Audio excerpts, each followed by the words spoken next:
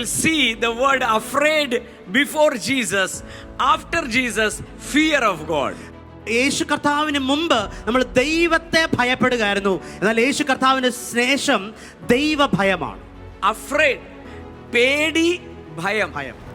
Before Jesus came, it is ദൈവത്തെ പേടിച്ചോണം, കീറിക്കളയുന്ന ദൈവം. Hallelujah. They obeyed the commandments not because of love but because of afraid. അവർ കൽപ്പനകൾ മുഴുവൻ അനുസരിച്ചത് ദൈവത്തോടുള്ള സ്നേഹമല്ല, മറിച്ച് ദൈവത്തെ പേടിയായിരുന്നു. Because eye for an eye, tooth for a tooth. എന്തുകൊണ്ടെന്നാൽ കണ്ണിന് പകരം കണ്ണ്, പല്ലിന് പകരം പല്ല്, അതായിരുന്നു അന്നത്തെ കൽപ്പന.